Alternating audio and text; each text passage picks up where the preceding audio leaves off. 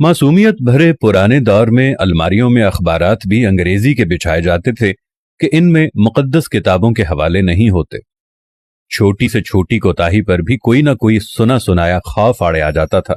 जमीन पर नमक या मिर्चें गिर जाती थीं तो होशो हवास उड़ जाते थे कि क़यामत वाले दिन आंखों से उठाना पड़ेंगी। गदागरों को पूरा मोहल्ला जानता था और घरों में उनके लिए खुसूसी तौर पर खुले पैसे रखे जाते थे। मोहल्ले का डॉक्टर एक ही सिरिंज से एक दिन में 50 मरीजों को टीके लगाता था, लेकिन मजाल है किसी को कोई इन्फेक्शन हो जाए।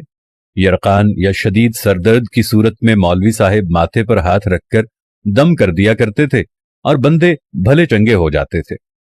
घरों में खत आते थे और जो लोग पढ़ना नहीं जानते थे वो डाकिये से खत पढ़वाते थे। डाकिया तो गोया घर का एक फर्द शुमार होता था। खत लिख भी देता था, पढ़ भी देता था और खाना पानी पीकर साइकिल पर ये जा और वो जा।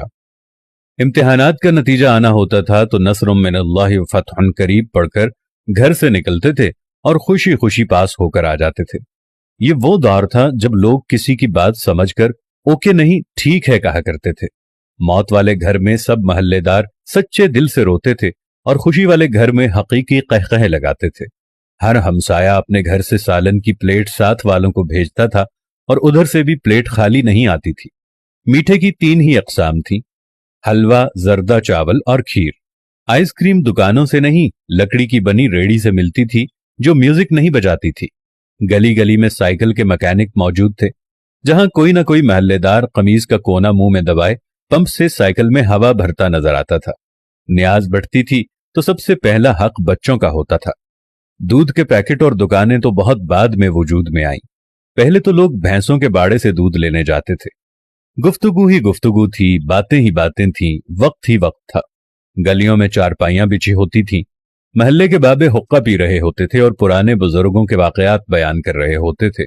जिन घरों में टीवी आ चुका था उन्होंने अपने दरवाजे महल्ले के बच्चों के लिए हमेशा खुले रखे।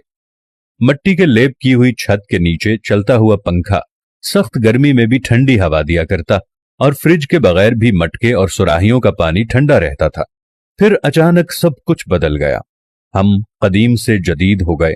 अब बावर्ची खाना सीढ़ियों के नीचे नहीं होता, खाना बैठकर नहीं पकाया जाता, दस्तरखान शायद ही कोई इस्तेमाल करता हो।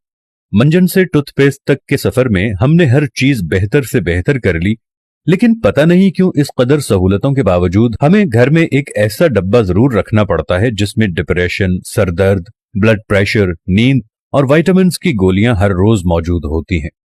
जरा खुद के घर के बारे में ये सारी बातें सोचकर देखें तो आपको सब कुछ यकीनन नजर आएगा जैसा मैंने आपको बताया है।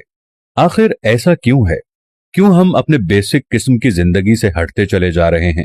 मैं आज भी आप लोगों से कह रहा हूं, आप साथ वालों के दुख दर्द बांटना शुरू कर दो। आप गरीबों के दुख में दर्द बांटना शुरू कर दो। आप साथ वालों के साथ प्यार मोहब्बत रखना शुरू कर दो। थोड़ी सी माजी की जिंदगी को दोबारा अपनाना शुरू कर दो। मट्टी के बर्तन में खाना खाना शुरू कर दो। दुनिया जहां की नेमतों से दूर हट जाओ। ओवन और फ्रिज को इस्तेमाल करना छोड़ दो। प्रेशर कुकर को इस्तेमाल करना छोड़ दो।